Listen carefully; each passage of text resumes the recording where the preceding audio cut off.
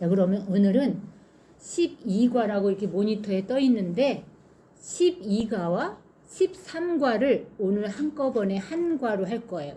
이미 앞에서 다른 부분들도 있고 하기 때문에 그래요. 자, 그럼 오늘 12과 제목이 뭐냐면 거룩하고 보편된 교회예요. 자, 벌써 들어봤잖아요. 그죠? 거룩하고 보편된 교회라는 걸 벌써 들어봤어. 어디서 들어봤냐? 우리가 사과를 할 때 들어본 거야. 사과에서 여러분들에게 가톨릭 교회 이름풀이를 할 때 이 보편된 교회라는 얘기를 했던 것을 기억해낼 수 있어요. 그죠? 가톨릭이라는 용어 자체가 뭐냐? 보편되다라는 뜻이다라는 수업을 사과에서 했었어. 자, 그럼 오늘 그 기억을 여러분들에게 떠올리게 해드리면서 이 거룩하고 보편된 교회라는 이 단어 자체가 생소한 것은 아니다라는 걸 말씀드립니다. 자, 그러면 여기도 학습 목표가 있는데 학습 목표를 천천히 읽어보면서 시작 준비를 할게요. 자, 학습 목표 모니터에 있는 거 1번부터 3번까지 쭉 이어서 한번 함께 읽어보겠습니다. 자, 학습 목표. 교회는 하느님의 백성으로서 사랑과 친교의 공동체임을 믿는다. 교회는 다양한 직무로 결속된 그리스도의 신비체임을 믿는다. 교회는 하나이고 거룩하고 보편되며 사도로부터 이어져 온다는 것을 믿는다. 자, 이게 오늘 여러분들이 알아들어야 할 학습 목표예요. 자, 그러면 여기서 생소한 게 아니라고 했던 게 몇 번일까요? 3번. 사과에서 이거 공부를 이미 했기 때문에 생소하지 않다. 교회는 하나이고 거룩하고 보편되며 사도로부터 이어온다. 그러면서 배웠어요. 자, 그러면 이게 또 왜 생소하지 않냐면 우리가 처음부터 계속 기도를 했던 사도신경을 사실은 사도신경을 배우고 있는 중이에요. 이 사도신경 중에 10과 할 때 성령을 믿으며 공부했고 그 다음에 여기 보면 다 같이 빨간 줄 다 같이 한번 읽어봐요. 거룩하고 보편된 교회와 모든 성인의 통공을 믿으며까지 하는 거예요. 근데 그 중에 먼저 거룩하고 보편된 교회. 여러분들 기도할 때 이 기도할 때 인식을 못해서 그렇지 계속 이 거룩하고 보편된 교회를 믿는다고 한 거였어. 이 기도할 때 저 끄트머리 있었기 때문에 읽느라고 바빠가지고 생각이 안 나는 거야. 이 기도 내용 중에 이게 믿을 교리라고 한 내용 중에 이게 들어있는데도 불구하고 우리가 그게 인식이 되는 차원까지는 아직 안 간 거죠. 그래서 오늘은 좀 그거를 인식시켜드리는 기회가 온 거야. 이 사도신경 그 끝부분에 가가지고 성령도 믿고 거룩하고 보편된 교회도 믿는다라고 고백한 거지. 그래서 이 거룩하고 보편된 교회가 뭐야 하면서 오늘 12과에 그 거룩하고 보편된 교회를 좀 알려드려라 이 얘기인 거예요. 자, 그러면 자, 사도신경에서 이렇게까지 우리가 믿는다라고 고백한 그 교회를 거룩하고 보편되다라고 우리가 믿을 수 있을까 하면서 오늘 그 믿도록 제가 여러분들을 안내해 드려야 되는 거죠. 여기 모니터에 보면 우리가 사과를 할 때 천주교에 대해서 얘기할 때 천주교회라는 이 가톨릭 교회가 어떻게 등장했냐 하면서 이 가톨릭 교회는 예수님이 직접 세운 교회야. 그래서 예수님이 직접 사도 베드로 위에 세운 교회이기 때문에 이 교회가 초창기부터 예수님 때부터 시작되었어. 그래서 사도로부터 이어져 온 교회야. 근데 개신교를 말하는 게 아니라 어디? 우리 가톨릭 교회. 가톨릭 교회는 예수님이 직접 베드로 위에 세운 사도부터 출발했기 때문에 예수님의 제자 사도부터 지금까지 온 거야. 사도 때부터 온 교회는 가톨릭 교회 밖에는 없어. 그러면서 왜 근데 그 이름이 가톨릭이야? 이 얘기를 했어요. 가톨릭이란 이름은 그리스어로 카톨리코스에서 시작됐다. 이 그리스어 카톨리코스는 그 뜻이 전체적인 보편적이라는 뜻이다. 그래서 가톨릭 교회라고 불리게 되었다. 그래서 가톨릭 교회는 그러니까 뭐야? 보편된 교회라는 얘기야. 보편된 교회. 그럼 보편된 교회가 뭐야? 무슨 뜻이야? 여기 모니터에 보편되다는 뜻 세 가지도 그때 알려드렸어.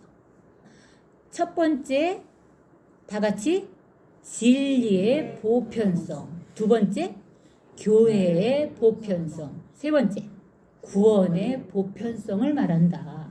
그런데 그 진리의 보편성이라는 건 뭐냐면 진리는 참되고 영원하고 유일하고 완전한 것이 진리인데 그것이 어느 곳에는 적용되고 어느 곳에는 적용되지 않는다면 그건 진리가 아니잖아요.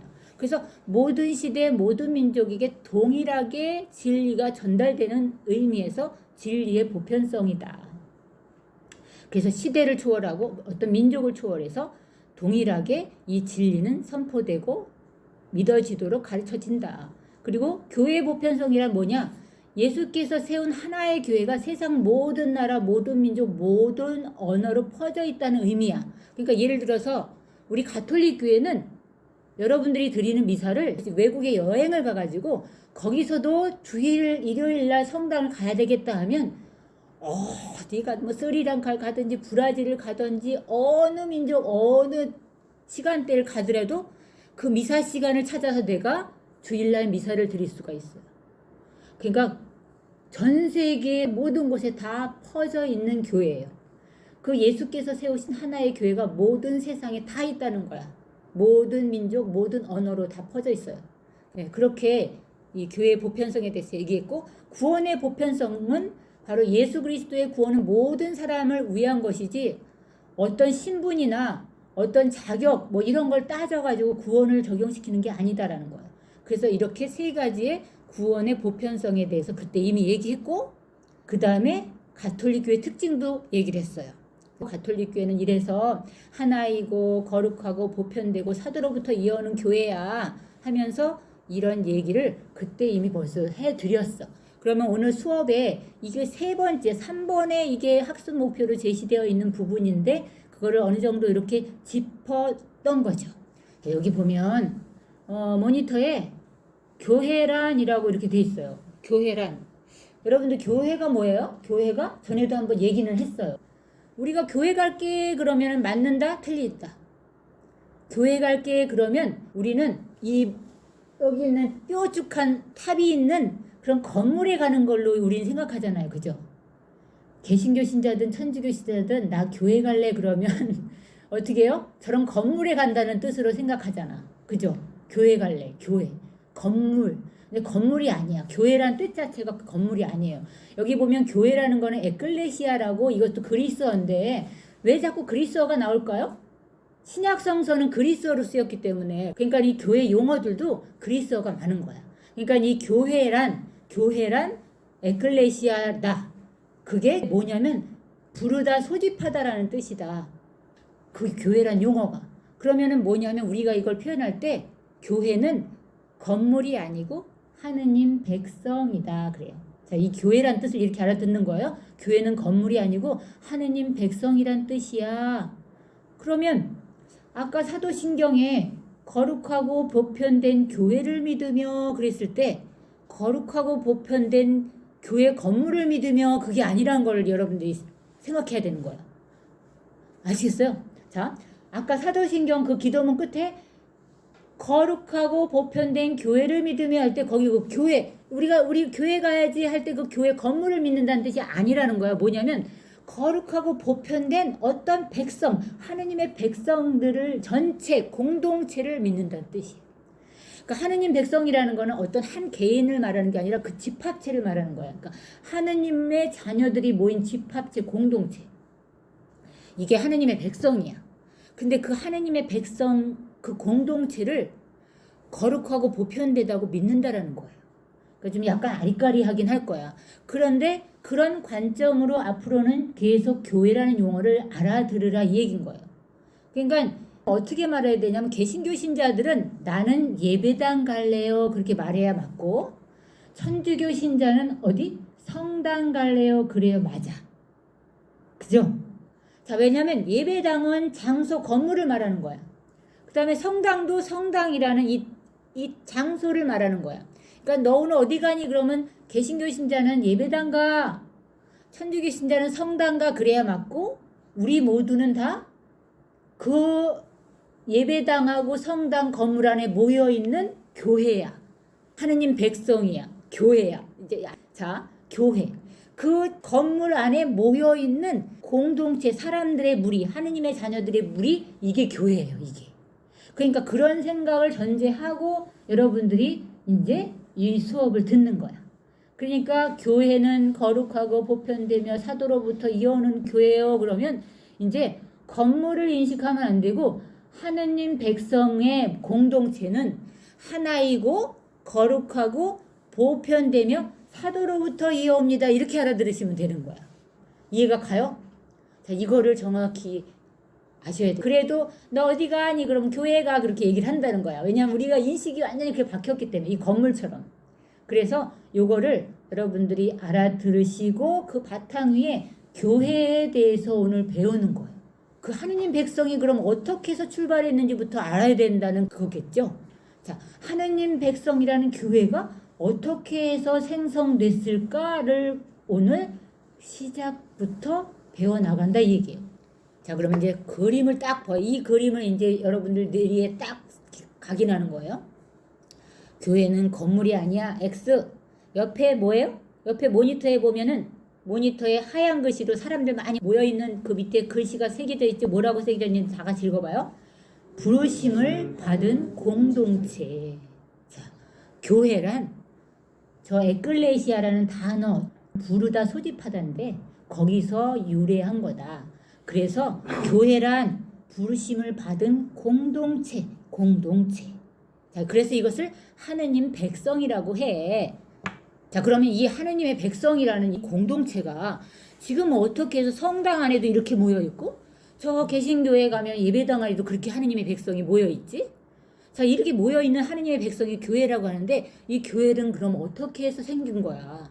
어떻게 해서 생겼어? 이거를 알지 않으면 이 하느님 백성인 여러분들 한 개인 개인이 이 교회로서 하나이고 거룩하고 보편되며 사도로부터 이어져 온 이 신분 자체를 유지할 수가 없는 거야. 자, 이 하느님의 백성이 하나야. 하나. 그럼 하나라는 거 뭐야? 어떻게 해서 하나인 거야? 어떻게 해서 하느님의 백성이 하나일까? 그 하느님의 백성이 하나이고 거룩하고 보편되는데 그걸 믿는 거를 이렇게 배우는 거잖아요. 하나인 교회, 거룩한 교회, 보편된 교회, 사도로부터 이어오는 교회인데 이게 하느님의 백성의 특성인 거야. 자, 여기 교회의 특성이라고 이렇게 돼 있는데 이 교회의 특성이 건물의 특성을 얘기하는 게 아니고 이 하느님의 백성이 모인 이 공동체 이들의 특성이 하나고 거룩하고 보편되고 사도로부터 이어왔다는 걸 얘기하는 거야. 자, 하느님의 백성은 하나야. 왜? 뭘로? 그 백성이 모인 집합체, 그 교회 안에서 예수 그리스도를 통해서 세례를 받아서 하느님의 백성이 된 거야. 여러분들은 세례를 준비하는 거지만 이미 세례를 받았다면 세례를 통해서 하느님의 백성이 된 거야. 그럼 하느님의 백성이 된 그 백성의 무리에 조금 있다 여러분들은 교리 끝나면 가가지고 다 미사 드리잖아요. 거기 갔더니 하느님의 백성이 모여 있어. 자, 그 하느님 백성이 다 하나라는 뜻이야. 왜 하나냐면 뭘로 하나냐? 예수 그리스도, 즉 교회 안에서 예수 그리스도를 통해서 물과 성령으로 한 세례를 받아 태어났기 때문에. 자, 하느님의 백성인데 어디서 태어나서 다? 교회 안에서 물과 성령으로 세례로 태어난 거야. 세례로. 그 세례 받을 때 물을 이마에 붓는다고 내가 그랬잖아요. 그죠? 여러분들 세례 받을 때. 그러니까 이 물과 그때 또 뭐가 내려온다고 그랬어요? 새롭게 완전히 새롭게 해주시는 성령이 내려와서 그 세례 받는 사람을 완전히 새롭게 해주는 거야. 저 엄마가 뱃속에서 아기를 낳으면 새 아기가 딱 태어나듯이 세례 때 다 응애 하고 태어나는 거야. 응애 하고 태어나는 거야. 여자가 아기를 딱 낳으면 뭐가 터져요? 양수가 터지면서 아기가 나오잖아요. 그죠? 그런 것처럼 아기가 나올 때처럼 우리 교회 안에서 물과 성령으로 여러분들도 새로 태어나는 게 세례인데 그때 똑같이 다 하느님의 백성은 똑같이 태어나는 거야. 다 똑같이 물과 성령으로 그리스도 안에서 새롭게 하느님의 자녀로 태어난 백성이 모여있는 게 교회인 거야. 교회. 그래서 다 교회는 하나야. 하나로 다 그렇게 태어난 거야. 그러니까는 여러분들 내가 바오르 형제님 그러잖아요. 세례로 태어나면 다 형제자매야. 한 가족이 돼. 그래서 다 형제님 자매님하고 불러. 우리 바오르 형제님 다 같은 이제 집안 식구야. 그래서 천주교 신자들 어디서 만나면 다 반가워하는 거야. 다른 성당 신자들도 다 반가워. 형제 자매인 거야. 그래서 형제님 자매님 이렇게 부르는 한 집안 식구인 거예요. 자, 그러니 여러분들은 이제 육체적으로 엄마에게서 낳은 형제자매만 있는 게 아니라 이렇게 하느님에게서 태어난 하느님의 백성의 한 집안 식구다라고 생각하시는 그런 하나의 공동체가 돼요. 자, 그런데 거룩하대. 이 거룩하다는 거야. 여기 봐. 교회는 하나인데 거룩해. 그럼 세례로 여러분들은 어떻게 돼요? 내가 거룩해진다고 했잖아. 세례로 원죄와 본죄를 다 용서받고 새로 태어났기 때문에 깨끗해서 거룩해진다. 그래서 의롭게 된다 제가 그랬었죠. 그런데 사실은 세례받고도 또 죄를 짓고 그래요. 그러나 그래도 거룩해. 왜냐하면 다시 세례의 그 은총을 회복하는 성사라는 수단을 계속 우리는 활용하기 때문에 다시 거룩함을 회복하고 그 거룩함을 유지하게 해주는 건 누가 해주는 거냐면 거룩함 자체인 예수님. 그래서 예수님이 하나님의 백성을 계속 거룩하게 하시는 거야. 그러니까 세례 때부터 거룩하게 우리를 해주시고 우리가 죽어서 영원한 천국에 갈 때까지 우리를 거룩하게 해주시기 위해서 그분은 늘 은총으로 우리를 먹여 살리시는 거예요. 그래서 교회는 거룩해. 하느님 백성은 죄인들의 집단인데 근데 우리는 거룩해. 그래서 거룩한 교회라는 거예요. 자, 그러면 또 보편되다. 아까 제가 얘기했죠. 보편된 신앙을 믿어. 어느 민족이든지 어느 시대든지 누구든지 신분뿐만 아니라 지위고하를 막론하고 다 한 신앙과 한 진리를 믿으면서 그 어느 지역이든지 어느 시대든지 다 보편된 신앙을 함께 공유하고 있어요. 그래서 하느님 백성은 다 이런 보편된 하느님의 신앙 진리를 함께 고백하고 믿어요. 자, 그리고 사도로부터 이어오는 교회야. 자, 이 하느님 백성인 우리들 이제 세례를 받으면 우리 모두는 다 아까 제가 말씀드린 대로 예수님께서 직접 사도 위에 세운 그 교회로부터 이어져 온 그 백성이기 때문에 우리는 다 같이 사도로부터 이어져 온 백성이다. 그럼 여기다가 교회라는 말 뒤에 백성을 붙이고 다 같이 해보시는 거예요. 자, 다 같이 하나인 하느님의 백성, 거룩한 하느님의 백성, 보편된 하느님의 백성, 사도로부터 이어온 하느님의 백성. 이 말이야. 자, 이 말 이렇게 알아들으시는 거예요. 그래서 교회, 하느님의 백성의 특성은 하나이고 거룩하고 보편되고 사도로부터 이어온다. 이렇게 오늘 이걸 정리하고 넘어가는 거예요. 그런데 이 하느님의 백성이 갑자기 여러분들이 이 21세기에 성당에 다니려고 이제 세례 준비를 하면서 갑자기 딱 탄생해서 그렇게 뚝 하늘에 떨어진 게 아니라 그 모든 것은 하느님의 백성을 만들어내기 위한 하느님의 작업이 있었다. 작업. 이 하느님의 작업을 어떻게 알아야 되냐면 이거를 구원 계획이라고 제가 쭉 계속 말씀드리는 거예요. 하느님은 우리가 이 하느님의 자녀로 하느님의 백성으로 태어나게끔 하기 위해서 언제부터 이 구원 계획을 실행하시고 옮기고 이끌어 오셨냐면 자, 구약 성서에 그 이스라엘 민족을 선택해서 그렇게 하셨다고 그랬죠. 자, 그러면 제가 여러분들 성경책 이렇게 있는데 이 성경책을 딱 폈을 때 처음에 이 수업할 때 저 이 앞에 두꺼운 책은 뭐라고 그랬어요? 구약이라고 그랬죠? 뒤에 얇은 책은 뭐라고 그랬어요? 신약이라고 그랬죠? 그러면서 여러분들 이렇게 알려드렸어. 그러면은 이 앞에 책 구약은 무슨 뜻이라고 했어요? 옛날 계약이기 때문에 구약이라고 그랬잖아요. 옛날 계약. 그 신약은 왜? 새 계약이기 때문에 신약이라고 이렇게 했어요. 자, 그러면 이 계약이라는 게 뭐길래 성경책 이름이 옛 계약, 새 계약 이렇게까지 해놨을까? 이게 너무 중요하기 때문이에요. 구약, 신약. 그게 성경이야. 하느님의 말씀인데 그 하느님의 말씀은 이렇게 우리를 하느님의 백성이 되기 위한 주도면밀한 계획이 쓰여 있어. 그 주도면밀한 계획을 실행하고 옮기시고 그것을 완성하기까지 그런 모든 여정이 여기 쓰여 있어. 그래서 지금 나는 하나님의 백성이 되려고 교회가 되려고 하고 있는데 어떻게 해서 교회가 시작됐는지부터 그거를 조금은 알지 않으면 여러분들이 하나님의 백성이라는 신분 자체를 유지할 수가 없는 거예요.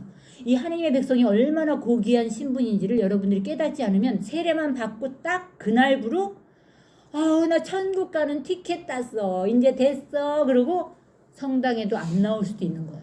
그러면 어떻게 돼? 이거는 하느님이 당신의 아기를 나눴는데 이놈의 아기가 낳자마자 기저귀도 안 차고 저 한대 나가가지고 얼어 죽는 일이야. 자, 여러분들이 아기를 나눴는데 아기가 나 이제 세례받고 됐으니까 저기 내 뜻대로 살아야지 하고 이 한대 이 영하 몇 도 되는데 나가가지고 빨간이 기저귀도 안 차고 나가서 얼어 죽는 일이 발생하는 거예요. 실제로.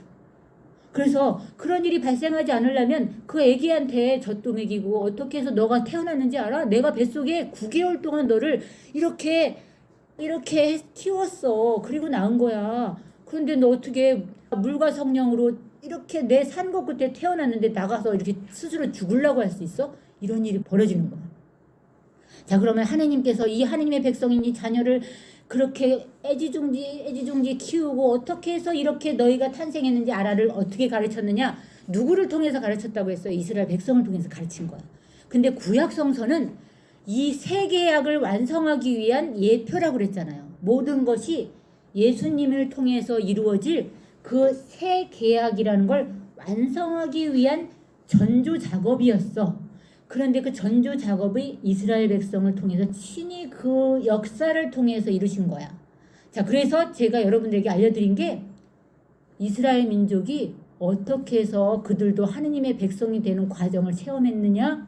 먼저 고생을 하느님 시킨 거야, 이 백성을. 그냥 못 알아들으니까 여러분들 자식이 못 알아들으면 매도 때리잖아. 그래야 알아듣듯이 이스라엘 민족을 고생을 시켰어요. 그래서 어디 가서 고생했다고 그랬어요? 이스라엘 민족이 이집트라는 곳에서 고생했다고 그랬잖아. 근데 그 이스라엘 민족이 그 고생하기 전에 이스라엘 민족 자체의 출발은 누구로부터 출발했냐면 아브라함이라는 조상으로부터 시작했어.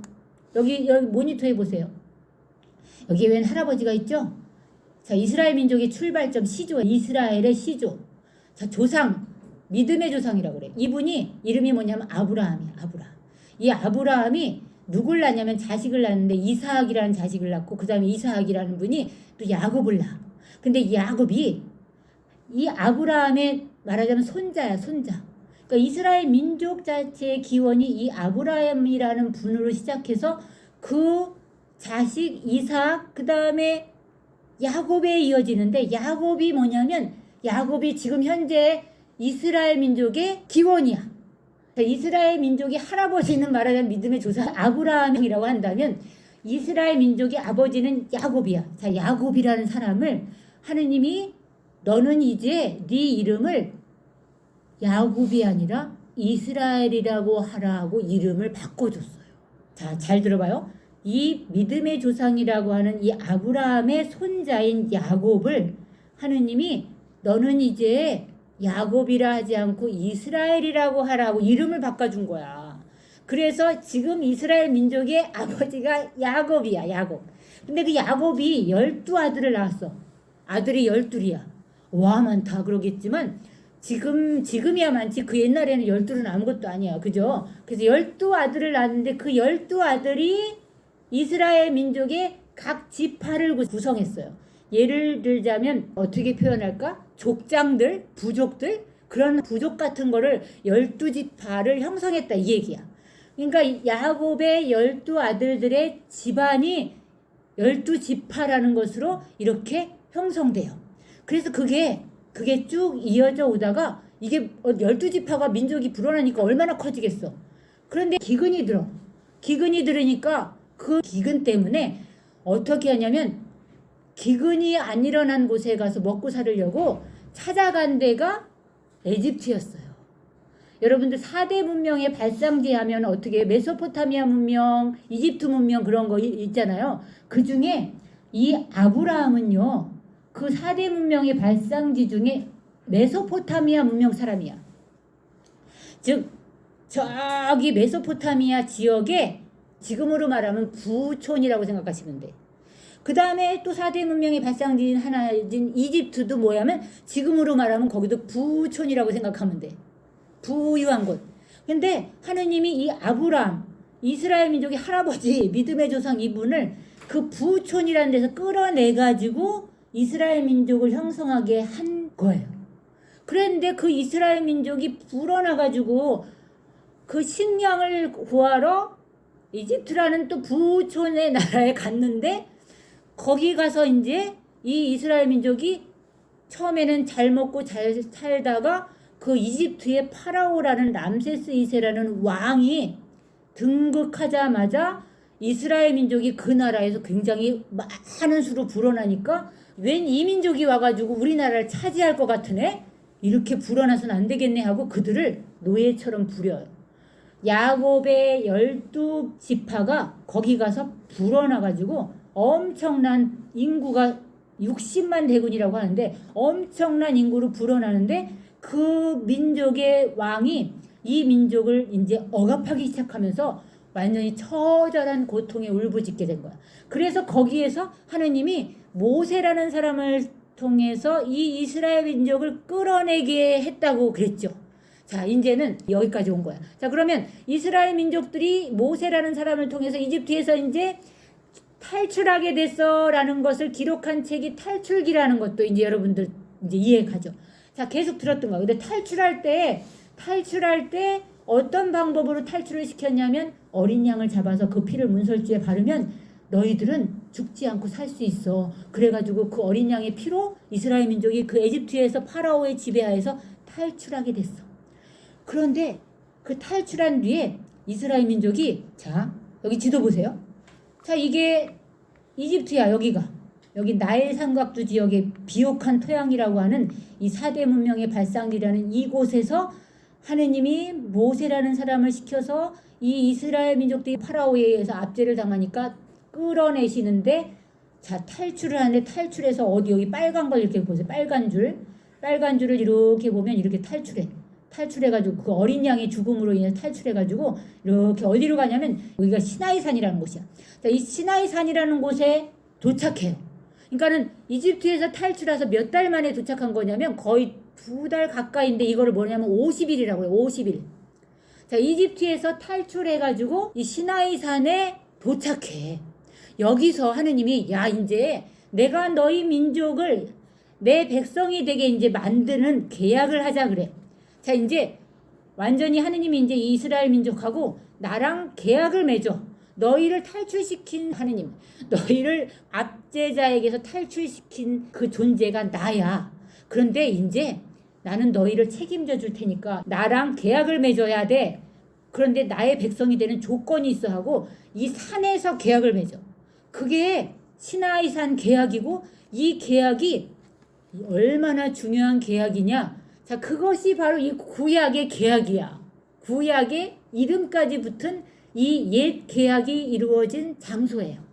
자, 그러면 이 옛 계약이 이루어진 장소는 적어도 찾아봐야 되잖아요. 여기 지도는 여기라고 해요. 근데 현대 신학자들이 추정컨대 성서에 있는 이 장소가 이제 오늘날은 여기 사우디아라비아에 있는 이쪽쯤이 그 모세랑 시나이산에서 계약을 맺었다는 이곳인 것 같아라고 주장하는 새로운 그런 신학자들이 등장했어요. 현대 신학이에요, 이게.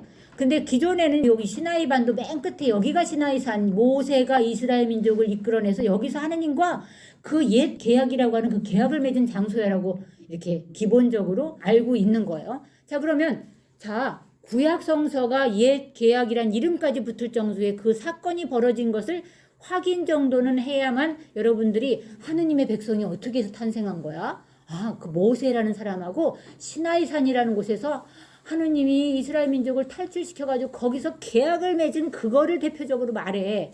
자, 그러면 이 스티커 중에 파란색 스티커를 여러분이 이렇게 딱 열면 거기에 하느님이 이스라엘 민족을 그렇게 고생하던 민족을 이끌어내서 여기 계약을 맺는 장소 시나이산이라는 이 장소에서 계약을 맺는 장면이 딱 나오는 거를 펼쳐보세요. 자, 거기에 24장이라는 숫자가 딱 있죠. 자, 24 찾았죠? 거기에 제목을 다 같이 읽어봐요. 시나이산에서 계약을 맺다. 자, 여기서 그 이스라엘 민족 아브라함부터 시작해서 이삭과 야곱 그리고 야곱의 12지파가 에집트까지 가서 그 고생을 하다가 거기서 하느님이 그 고생하는 이스라엘 민족을 이끌어내서 야 이제 나랑 계약을 맺자 그렇게 하면서 모여있는 장소가 탈출 뒤 50일째 여기 시나이산에 모인 거예요. 자, 근데 제가 왜 50일을 자꾸 얘기하냐면 여러분들 지난번 성령 강림 배울 때 10과에서 50일을 뭐라고 그랬어요? 50일을 오순절이라고 했잖아. 오순절. 육순, 칠순 잔치 뭐 이런 얘기하면서 그죠? 자, 말하자면 오순절에 여기를 도착한 거야. 근데 내가 또 오순절이라는 말을 왜 또 하냐면, 자, 지난 10과에서 그 성령 강림 때 오순절 때 성령이 강림했다고 그랬잖아요. 이거를 여러분들이 염두에 두라고 얘기하는 거예요. 하느님은 주도면밀한 구원 계획을 이루셨는데 이스라엘 민족이 이 산에 가가지고 50일째 거기 도착해서 하느님과 계약을 맺는 이거를 여러분들은 이제 처음 들으면 이해가 안 가겠지만 수업을 계속 들었으니까 오순절날 성령 강림 때도 똑같이 오순절이야. 근데 여기도 똑같이 오순절에 이 시나이 산에 도착한 거예요. 자, 도착해서 여러분들 하느님이 이스라엘 민족과 계약을 맺는데 뭘로 계약을 맺냐면 하느님과 이스라엘 민족이 피로 계약을 맺어요. 피로. 근데 그 피가 무슨 피예요? 자, 몇 절을 찾냐면 4절을 찾는 거예요. 4절. 자, 다 같이 모세는 주님의 모든 말씀을 기록하였다. 그는 다음날 아침 일찍 일어나 산기슭에 제단을 쌓고 이스라엘의 12지파에 따라 기념기둥 12를 세웠다. 그는 이스라엘 자손들 가운데 몇몇 젊은이들을 그리로 보내어 번제물을 올리고 소를 잡아 주님께 친교 제물을 바치게 하였다. 모세는 그 피의 절반을 가져다 여러 대접에 담아놓고 나머지 절반은 제단에 뿌렸다. 그러고 나서 계약의 책을 들고 그것을 읽어 백성에게 들려주었다. 그러자 그들은 주님께서 말씀하신 모든 것을 실행하고 따르겠습니다 하고 말하였다. 모세는 피를 가져다 백성에게 뿌리고 말하였다. 이는 주님께서 이 모든 말씀대로 너희와 맺으신 계약의 피다. 자, 여기. 자, 너희와 맺으신 계약의 피다 그랬어요. 그죠? 계약을 뭘로 맺었어? 피로 맺은 계약이야. 뭘 잡아서? 소를 잡아서. 그 피를 백성에게 뿌리면서. 이렇게 피로 맺은 계약이야. 우리와 피로 결합된 거야. 하면서 피를 뿌린 거야. 그런데 신약에 가가지고 예수님이 오셔가지고는 이 구약이 아니라 뭐예요? 새 계약을 맺었다고 그랬잖아요. 자, 구약은 지금 이거야. 옛 계약은 누구랑 맺은 계약? 모세를 통해서 시나이 산에서 이 피로 맺은 계약이 옛 계약이야. 그런데 뭘 지키라고 했냐면 여기 보면 주님께서 말씀하신 모든 걸 실행하고 지키겠습니다라는 계약이 서로 지키고 해야 할 의무가 있는 거야. 하느님은 나는 이제 너를 내 백성, 내 자녀를 삼을게 하고 쌍방간에 이런 계약을 맺은 거야. 그래서 피로다가 이렇게 결합되는 그런 계약을 맺은 거지. 그러니까 이 이스라엘 민족은 뭐야? 뭘 지켜야 돼? 하느님이 말씀한 것들을 지켜야 될 의무가 있는 거야. 계약은. 여러분들 남녀가 혼인을 하면 어떻게 돼요? 계약을 맺잖아. 그래가지고 어떻게 돼? 혼인의 계약을 지켜야 되는데 그 계약을 깨트리는 건 뭐야? 바람 피면 깨트리는 거잖아. 그잖아요. 그래서 이스라엘의 역사 이 내내 하느님이 뭐라고 얘기하냐면 이스라엘 민족한테 너는 나와 혼인했잖아. 그런데 왜 계약을 깨트리고 바람을 펴를 수도 없이 얘기하셔요. 그래서 하느님도 이스라엘 민족이라는 이 민족 전체와 계약을 맺은 걸 혼인의 관계로 표현해. 혼인했으면 계약을 맺는데 그 계약을 지켜야 되는데 바람 피면 계약이 깨지는 거잖아. 근데 이스라엘 민족이 계속 바람을 펴. 그래가지고 우상을 숭배해. 딴 신을 섬기는 거야. 하느님만 믿고 따르겠다고 해놓고 여기서 이렇게. 그랬는데 다른 신을 섬기는 거야. 그게 바람 피는 거야. 그래서 바람을 피니까 어떻게? 하느님이 냅다 내리쳐요. 그래서 멸망하게 되는데 멸망을 해. 이스라엘 민족이 이스라엘 역사 안에 제가 지금 말하는 건 다 이 구약 성서의 이스라엘 역사 안에 나와 있는 걸 말하는 거예요. 자, 그래서 바람을 피니까 우상 숭배라고 하느님이 주신 계명을 지키지 않으니까 하느님이 어떻게 했냐면 예언자들을 보내서 너희가 나에게서 떠나 우상을 숭배하고 바람을 피웠으니 예를 들자면 이 혼인의 계약을 깨트리고 바람을 피웠으니 내가 이 민족을 보내서 너희를 멸망케 하리라는 것을 예언자들을 통해서 계속 예언하는 거야. 그래가지고 이스라엘 민족이 두 쪽으로 먼저 갈라져. 우리나라처럼 남북으로. 두 쪽으로 갈라지는 게 먼저 하느님의 벌이야. 그래가지고 두 쪽으로 갈라져서 여기 이 지도에 보시면 여기 보세요. 이 모니터에 여기 이스라엘이라고 여기 있죠. 여기 제가 지금 이렇게 가리죠. 여기 이스라엘. 그래서 이거는 북쪽에 우리나라처럼 북한처럼 북쪽을 이스라엘이라고 하고 여기 유다라고 여기 있죠. 밑에 노란 거. 이거는 남유다라고 해. 우리 남한처럼 이렇게 북이스라엘아가 남유다로 이렇게 갈려.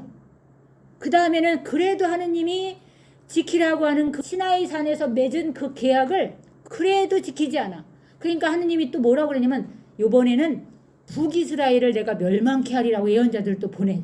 그래가지고 북이스라엘도 멸망해. 기원전 722년도에 북이스라엘은 아시리아라는 민족을 보내 하느님이. 그래가지고 이 북이스라엘을 멸망케. 그런데도 또 말을 안 들어. 계속 바람을 피우네. 그러니까 어떻게 자 요번에는 하느님이 또 예언자들을 보내서 야 너 이제 남유다 남쪽마저 내가 멸망시킬 거야. 그렇게 말 안 듣고 바람을 계속 피면. 자 그래서 어떻게 했냐면 남유다도 결국에 바빌론이라는 나라. 그때 당시에 이 바빌론이 강대국이에요. 자, 그 강대국 바빌론이 와서 이 남유다도 멸망시키고 이 유다 민족의 사람들을 바빌론이라는 나라로 끌고 가요. 그래서 에집트에서 탈출해 놓고 기원전 586년, 587년경에 다시 다른 민족에게 유배를 가는 거야. 이런 역사가 여기 구약에 기록되어 있는 거야. 근데 그 모든 운명이 이 시나이 산에서 모세를 통해서 너희와 나는 혼인의 관계 이런 계약에 맺은 건데 이걸 지키면 내가 너희를 나의 백성으로 삼을게 한 거를 지키지 않았기 때문이에요. 그래서 예언자들을 통해서 계속 그렇게 했는데도 지키지 않아. 너무너무 말을 안 듣네. 그래가지고 이스라엘 민족을 하느님이 항상 여자로 표현해요. 그래서 바람난 여자 이스라엘 민족 너 바람난 여자 내게 돌아오너라 계속 호소하는 말을 해요. 자 그러면 봐요. 이 계약이 얼마나 중요하냐면 이렇게 나와 피로 맺은 계약을 지켜내야 돼 했는데 계속 그렇게 하니까 하느님이 자 이제는 너희와 새 계약을 맺을 진짜 구원자를 보낼 거야 한 게 누구냐면 예수 그리스도예요. 예수 그리스도. 그래서 그거를 예언한 예언자가 예레미야라는 예언자야. 자, 이 예레미야라는 예언자는 이 남쪽 유다에서 활동하던 예언자인데 이 예언자가 바빌론의 침공 전에 이렇게 예언하는 거야. 자, 앞으로는 너희가 이렇게 이 민족에게 또 멸망당해서 하느님의 심판을 받고 벌을 받더라도 이제 정신을 차려. 이제는 하느님이 새 민족, 새 백성, 새 하느님의 백성을 이제 탄생시킬 거야.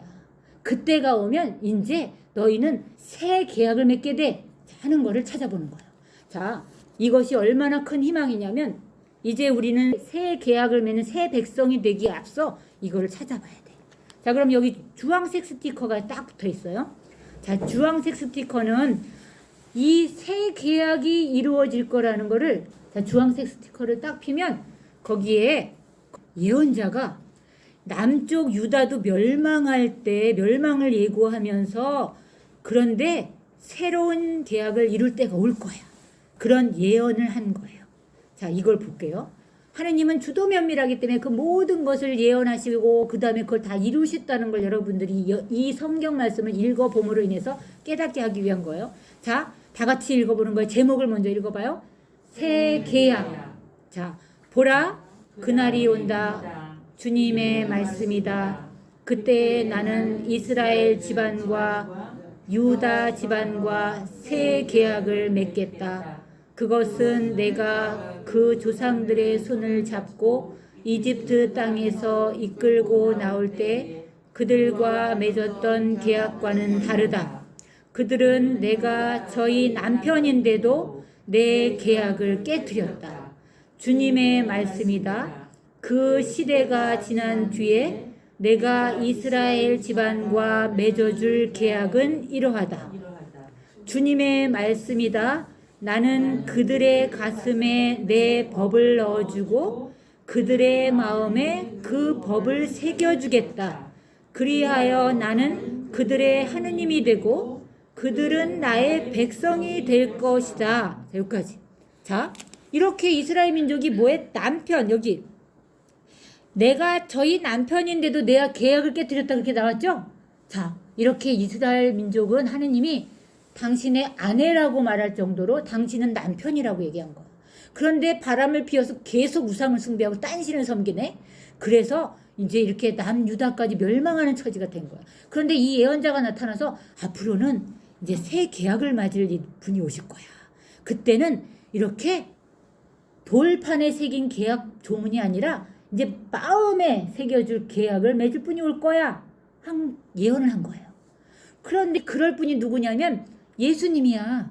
예수님이 오셔서 모세가 시나이 산에 가서 계약을 맺은 것을 새롭게 완성하시는 계약을 맺는데 그게 예수님이 맺으신 계약이야.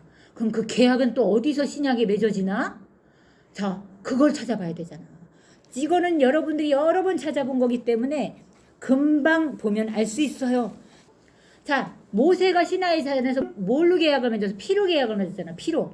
근데 그 피의 계약을 맺었기 때문에 하느님은 정말 죽음을 각오하고 이 계약을 성사시켰다는 그 표징으로 또 피가 필요해. 근데 이번에는 누구의 피가 필요하냐면 이 동물의 피가 아니라 하느님의 아들의 피를 가지고 계약을 맺는 거예요. 자, 그것을 한번 찾아봐요. 계약을 어디서 맺나? 어디서 맺나? 자, 이거 여러 번 찾아봤기 때문에 자, 루카복음 22장 7절을 찾아보면 자, 7절 나오죠? 거기에 제목이 뭐예요? 최후의 만찬을 준비하다. 그렇게 나왔죠? 이거 전에 봤잖아요. 자, 최후의 만찬 때 예수님이 십자가에 못 박혀 돌아가시기 하루 전날 제자들 12명을 자, 12명을 모아놓고 그 12제자와 함께 최후의 만찬, 마지막 만찬을 하는 그 자리인데 그게 무슨 자리냐면 미사를 제정하는 장소라고 그랬잖아요. 미사. 자, 미사. 예수님이 이 최후의 만찬 때 12제자와 함께 미사를 제정하시는 장면이 기록된 건데 거기서 예수님이 이 시나이산에서 모세와 맺은 계약과 비슷한 말씀을 하시는 거예요. 자, 보세요. 자, 요번에 15절 다 같이 읽어봐요. 자, 거기 이제 17로 내려가. 17. 자, 그리고부터 예수님께서는 또 빵을 들고 감사를 드리신 다음 그것을 떼어 사도들에게 주시며 말씀하셨다. 이는 너희를 위하여 내어주는 내 몸이다. 너희는 나를 기억하여 이를 행하여라. 또 만찬을 드신 뒤에 같은 방식으로 잔을 들어 말씀하셨다. 이 잔은 너희를 위하여 흘리는 내 피로 맺은 새 계약이다. 자, 여기 다시 한번 읽어봐요. 자, 이 잔은 너희를 위하여 흘리는 내 피로 맺은 새 계약이다. 자, 이거 봐.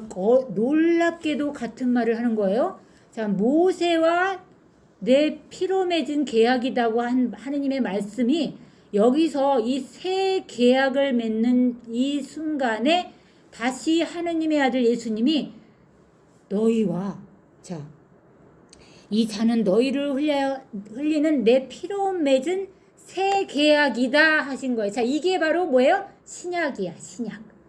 자, 구약은 아까 모세와 시나이산에서 맺은 그거를 옛 계약이라고 하고, 자, 신약은 뭐예요? 예수님이 당신의 피로 맺은 계약을 신약이라고 하는 거야. 자, 그럼 피로 어떻게 맺었어? 자, 지금 이 최후의 만찬 때 미사를 제정하시고 그런 미사 예식을 제정하시고 진짜 그 다음날 당신이 십자가에 못 박혀서 돌아가셔서 그 피로 이 계약을 완성하셔요. 그래서 피 흘린 계약으로 이렇게 우리와 계약을 맺은 게 새 계약이야. 그래서 여러분들은 자, 구약에서 맺은 그 새 계약으로 맺어진 하느님의 백성이 하느님의 계약을 깨트리고 말을 듣지 않고 그렇게 바람을 피고 해서 하느님이 예레미야라는 예언자를 통해서 앞으로 마음에 당신의 법을 마음에 새겨줄 새 계약을 맺는다고 한 그 계약의 예언이 이렇게 해서 이루어질 거예요. 그래서 여러분들은 이 계약을 이제 맺기 위해서 세례식을 준비하는 거야. 그러면 여러분들은 세례 때 이 계약 조건을 지켜야 되는 의무도 있게 되는 거잖아. 자, 그러면 자, 아까 모세랑 시나이 산에서 내가 너희를 이끌어낸 백성이니까 나랑 이제 계약을 맺어. 나는 너희의 남편이 될 거고 너희는 내 아내가 되는 백성이야 라는 예를 들면서 그렇게 계약을 맺었는데, 이렇게 아내인 이스라엘 민족이 자꾸 우상을 숭배하고 하느님 말고 우상을 숭배하고 바람을 피워가지고 이렇게 멸망까지 했는데, 그 멸망까지 이르게 된 것에 그 계약의 조건이 있었는데 그걸 안 지킨 거예요. 그럼 그 계약 조문이 뭐였을까? 계약 조문이, 자, 이거는 이제 찾으면 시간이 없기 때문에 지난번에도 이걸 찾긴 했어요. 아까 그 시나이 산에서 모세와 계약을 맺을 때 하느님이 뭘 주냐면 십계명을 줘. 십계명. 그걸 지켜야 돼. 십계명이라는 계명을 준 거야. 그 다음에 뭐도 해야 돼? 이제 제사도 지내야 돼. 제사. 여러분들 미사가 제사라고 그랬잖아요. 그러니까 지금 똑같이 이제 우리는 그 새 계약의 완성에 또 제사가 있고 계명도 있고 지켜야 할 게 있는 거야. 그거를 여러분들은 세례 받으면서 모세와 이스라엘 민족이 파기하고 지키지 않은 거를 여러분들도 이제 세례 받은 다음에 지키지 않으면 안 되는 거야. 예수님도 당신 피로 계약을 맺었는데 예수님이 뭐라고 얘기했냐면, 내가 맺은 새 계약은 구약의 모든 율법과 예언서의 말씀을 없애는 계약은 아니야. 그걸 완성하는 계약이야. 착각하지 마. 너네 나랑 새 계약 맺었다고 모세랑 맺을 때, 그러니까 하느님이 명한 십계명, 그 다음에 제사를 지내라고 한 이런 모든 거 다 그거 없애는 건 아니야. 이 얘기예요. 자, 예수님이 마태복음 5장에 뭐라고 얘기했냐면, 내가 율법과 예언서의 말씀을 없애러 온 줄 아느냐 그랬어. 그 율법이라는 게 뭐냐면 시나이산에서 모세에게 계약의 조건으로 제시한 걸 말하는 거야. 근데 예수님이 내가 왔다고 해서 그 모든 걸 다 폐기하고 너네들 자유분방하게 방탕하게 살라는 거 아니야. 내 피로 맺은 계약도 역시 마찬가지로 그 모세와 율법과 예언서의 말씀을 파기한 게 아니라 완성하러 온 거야. 그렇게 말씀하셨다는 거예요. 그래서 예수님이 뭐라고 얘기하시냐면, 자, 마태복음 내가 이거 읽어드릴게요. 자, 마태복음 5장 17절에 내가 율법이나 예언서들을 폐지하러 온 줄로 생각하지 마라. 폐지하러 온 것이 아니라 오히려 완성하러 왔다. 내가 진실로 너희에게 말한다. 하늘과 땅이 없어지기 전에는 모든 것이 이루어질 때까지 율법에서 한 자 한 획도 없어지지 않을 것이다. 그러므로 이 계명들 가운데서 가장 작은 것 하나라도 어기고 또 사람들을 그렇게 가르치는 자는 하늘나라에서 가장 작은 자라 불릴 것이다. 이렇게 말씀하신 거야. 그러니까 뭐냐면 여러분들이 세례를 통해서 이제 하느님과 새 계약을 예수 그리스도를 통해서 맺은 백성이 이제 탄생하면서 여러분들도 역시 혼인의 관계의 계약 조건을 지켜야 된다는 거예요. 자, 그러면 여러분들 이런 얘기 들으면 나는 세례 때 물로 하느님의 백성이 되면 끝나는 줄 알았는데 그거는 아닌가 보네 라고 생각을 여러분들이 할 수 있어요. 그죠? 그러니까 여러분들 교리를 안 듣게 되면 세례 받고 나서 끝나는 거야. 그러니까 어떻게 돼? 혼인의 관계를 지킬 수 있겠어요? 아니야. 또 이스라엘 민족들처럼 나가서 얼어 죽는 일이 발생하는 거야. 그래서 하느님은 그 계약을 제대로 안 지키면 예수님을 아무리 믿는다고 고백을 해도 그 피로 맺은 예수님의 저 피로 맺은 계약을 산산이 파괴해버리는 하나님의 백성이 되는 거예요.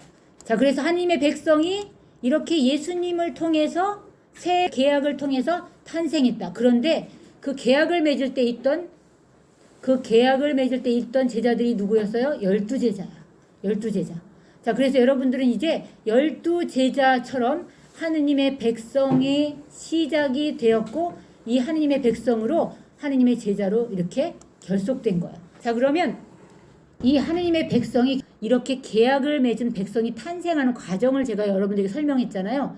자, 그런데 그런 하느님의 백성이 공동체로 이 교회로 시작될 거야 라는 것을 누구에게 말씀하셨냐면 조금 전에 말한 그 이 12제자 중에 여기 베드로라는 사람에게 얘기하신 거예요. 자, 이 베드로에게 뭐라고 얘기했냐면 너는 베드로다.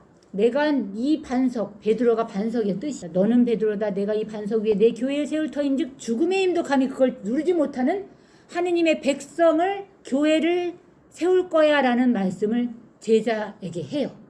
그래서 이 제자로부터 시작된 것이 교회다. 교회. 하느님의 백성.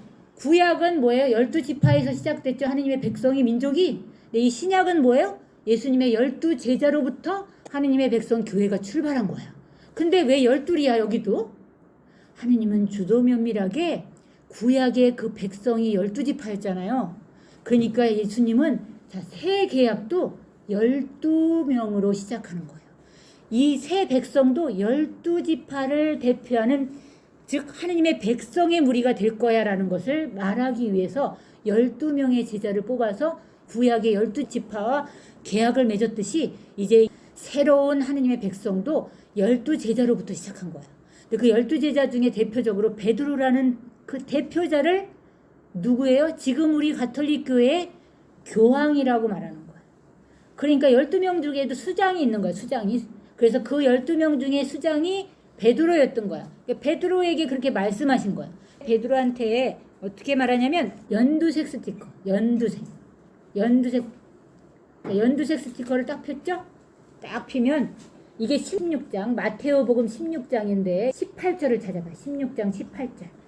16장 18절. 다 같이 나는 또한 너에게 말한다. 너는 베드로이다. 내가 이 반석 위에 내 교회를 세울 터인즉 저승의 세력도 그것을 이기지 못할 것이다. 또 나는 너에게 하늘나라 열쇠를 주겠다.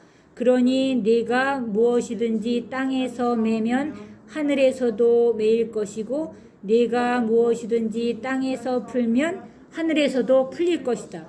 자, 여기 분명히 나왔죠. 내가 이 반석 위에 내 교회를 세울 터인즉 저승의 세력도 뭐예요?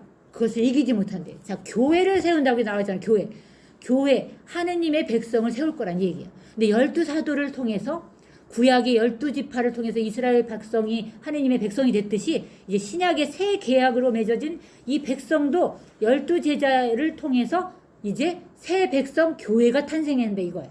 자, 그래서 그 교회가 이제 시작된 게 우리 가톨릭 교회 사도로부터 이어오는 교회인 거야.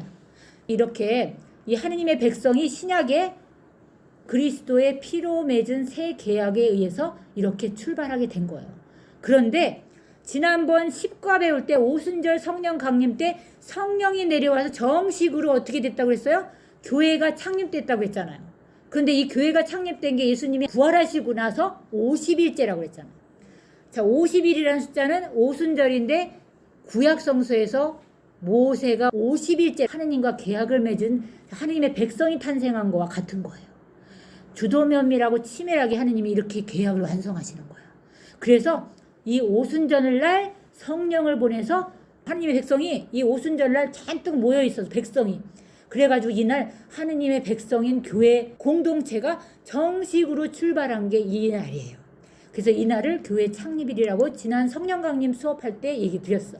자, 이렇게 여러분들이 잘은 이해가 될지 모르지만 그 하느님의 백성이 이렇게 결성되는 이런 모든 과정 중에 여러분들은 이제 하느님의 백성이 되려고 이렇게 준비하는 과정인 거야.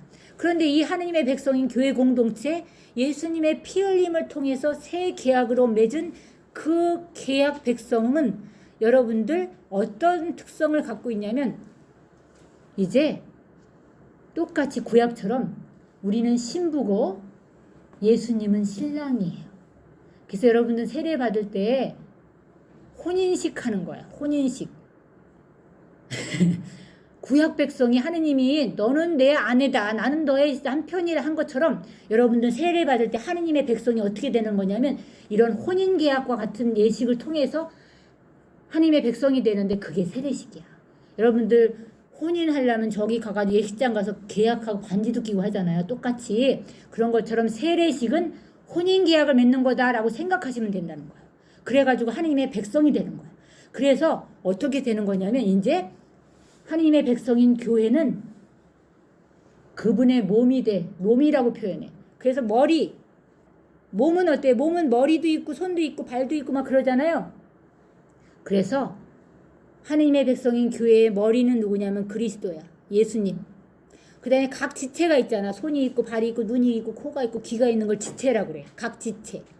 그래서 교회는 몸이라고 비교하는데 몸은 어떻게 생겼어요? 눈도 있고 목도 있고 다 있지만 그 모든 것을 진두지휘하는 머리가 있어야 되잖아. 그거를 예수님이라고 표현해. 그래서 사랑의 몸, 사랑의 지체라고 하는데 머리이신 몸과 지체인 하느님의 자녀들로 구성되어 있어서 그래서 교회는 그리스도의 몸입니다라는 말을 한다. 그리고 여기 보면 교회는 성령께서 머물러 계시는 성전이다라고도 표현해. 자, 하느님의 백성은 성령께서 머물러 계시는 성전입니다. 세례 때 물과 성령으로 세례받으면서 우리가 성령으로 성화됐잖아. 근데 이제 그 성령이 내 안에 들어와서 머물러 있어요. 하느님의 영이 우리 몸 안에 머물러서 우리 영혼과 육신 모든 것을 이끌어 가시고 성화시키고 거룩하게 하는 거야. 근데 나한테만 머물러 계시는 게 아니라 한 집안 식구인 다른 백성들, 이제 한 집안 식구라고 그랬잖아요. 그 한 집안 식구인 옆에 있는 형제 자매들에게도 다 머물러 있는 거야. 그래서 교회는 성령께서 머물러 계시는 성전이다. 거룩한 성전이다. 그렇게 표현도 한다는 거예요. 자, 이게 12과인데, 자, 13과는 뭐냐면, 자, 13과는 선교하는 교회, 선교하는 하느님의 백성이라는 거예요. 자, 그럼 13과는 선교하는 하느님의 백성인데, 하느님의 백성으로 세례로 태어나서 그 계약을 맺은 계약을 지켜내야 되고, 또한 뭐가 있느냐. 하느님의 백성을 널리 확산시켜야 되잖아. 나만 천국 가나? 나만 하느님의 백성이 돼야 되나? 아니잖아요. 그러니까 선교해야 된다 이 얘기인 거야. 선교. 그래서 선교하십시오라는 뜻의 이 13과를 여러분들에게 알려드리는 거야. 그래서 선교는 하느님의 백성의 본질적인 사명이고 그 본질적인 사명은 예수 그리스도의 어떤 특성에서 오냐면 그분이 하셨던 것과 같은 행위로 우리도 선교해야 돼 라는 거를 이 수업에서 알려줘 이런 뜻이에요. 그런데 예수님은 어떤 사명을 이 세상에 오셔서 완수하셨어요? 그분은 예언직도 수행하시고 사제직도 수행하시고 왕직도 수행하셨어. 에? 이게 뭔 말이지? 예언직이라는 것은 미래의 일을 예언하는 게 아니라고 배웠잖아요. 그죠? 하느님의 말씀 맡길래라고 그랬잖아. 물론 구약의 예언자들은 미래에 일어날 일도 예언을 했어요. 그런 모든 걸 다 포함하긴 하지만 일단 뭐냐면 하느님의 말씀을 선포한다는 뜻의 그 직을 수행했다는 뜻이에요. 그래서 이런 예수님이 이렇게 하셨듯이 우리도 하느님의 말씀을 선포하는 직분을 수행해야 돼. 그리고 예수님이 사제직을 수행했는데 예수님이 언제 제사를 드렸나? 이 사제직은 제사를 말하는 건데 제사 직분을 말하는데 예수님은 제사장이에요. 어디서 제사를 드렸냐면 직접 당신이 몸으로 제사를 드린 거야. 십자가에서 직접 제사를 드린 거야. 그리고 십자가에 죽기 전에는 당신이 그 예식까지 만들었다고 그랬죠. 그래서 제사를 직접 주관도 하시고 제물로 희생도 되신 분인 거야. 그래서 예수님은 사제예요. 그래서 십자가에서 당신을 제물로 희생을 바친 사제인 거야. 그리고 이는 내 몸이니라 이는 내 피니라 받아 먹어라 받아 마셔라 한 직접 제사를 주관하시는 제관자야. 그래서 여러분들 미사 때 신부님이 이는 내 몸이니라 이는 내 피니라 하고 신부님이 말하지만 신부님이 말하는 게 아니에요. 신부님은 예수님을 대리해서 제사를 집전하는 거야. 그때 말하는 분은 예수님이라. 예수님. 그래서 예수님은 이렇게 제사를 드리는 거예요. 미사 때마다. 그런데 2000여 년 전에 직접 그렇게 하시기도 했을 뿐만 아니라 그거를 지금은 사제가 그것을 대리해서 예수님을 대리해서 직접 하시는 건데 지금도 미사 때 예수님은 그래서 제사직을 수행하고 계시는 거고 우리는 역시 그것을 수행해야 된다 이 얘기인 거야. 그래서 미사에 참여해서 우리도 예수님이 하신 것처럼 제사를 드리고 또 예수님이 하신 것처럼 뭘 했어? 십자가의 저런 희생도 삶에서 실천해야 돼요. 그 얘기. 그게 제사직이에요. 그리고 왕직은 뭐예요? 전에 왕직 얘기했죠. 예수님이 십자가 위에 유다인의 왕 나자렛 예수라고 빌라도가 그 명패 써붙였는데 그거는 예언적인 명패였어. 왕은 참으로 이렇게 희생하는 게 왕이야.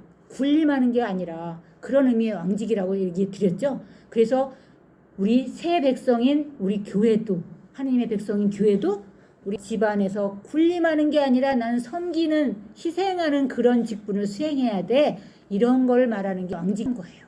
자, 그래서 오늘 여러분들이 간단히 이렇게 13과까지 들었는데 나중에 또 더 언급을 하게 되기 때문에 이 정도로 여러분들에게 알려드리는 거예요.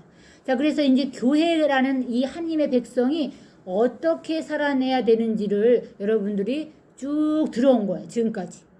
그런데 여러분들이 이거라도 안 들으면 어떻게 되냐? 거기다 성경책도 안 읽잖아요.